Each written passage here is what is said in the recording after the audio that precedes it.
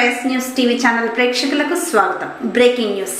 రాజన్న సిరిసిల్ల జిల్లా ముస్తాబాద్ మండలం నామాపూర్ వద్ద అర్ధరాత్రి వేళలో యథేచ్ఛగా ఇసుక అక్రమ రవాణా చేస్తున్న సమాచారం అందుకున్న స్థానిక రక్షణ శాఖ అధికారులు వాహనాలను వెంబడించి పట్టుకుని స్థానిక పోలీస్ ఠాణాకు తరలించే క్రమంలో పోలీస్ మిత్రులకు ట్రాక్టర్ వాహనదారులకు మాట పెరిగి డ్రైవర్ వాహనంపై ఎక్కి కూర్చున్న సత్యనారాయణ అనే పోలీస్ కానిస్టేబుల్ని ట్రాక్టర్తో సహా చెరువులోనికి పంపించి ప్రక్కకు దూకిన సదర్ ట్రాక్టర్ డ్రైవర్ అంటున్న స్థానికులు.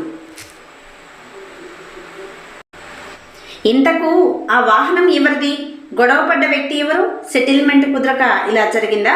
పెద్ద టిప్పర్లతో జీరో బిల్స్ పై అనుమతులు లేకుండా మట్టి ఇసుక అక్రమంగా స్వాహా చేస్తున్న పెద్ద దొంగ వాహనాలు నిర్బంధించరు, కానీ చిన్న సన్న కొద్దిపాటి రైతులను ఓ ట్రాక్టర్ ఇసుక తీసుకుపోతే ఇంత దారుణంగా వ్యవహరిస్తారా అంటూ ఉక్రోషంతో రోషంతో చెరువులో తోసిండా? అసలేం జరిగింది వేచి చూడాల్సిందే అంటున్న స్థానిక ప్రజలు, గ్రామస్తులు, రైతులు.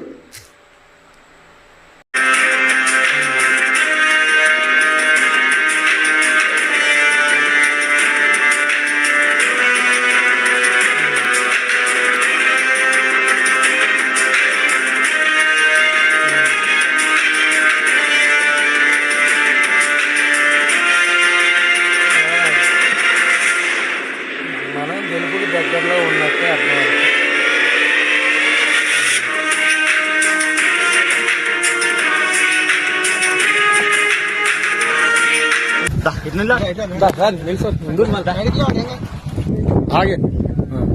ఈరోజు పొద్దున నాగపూర్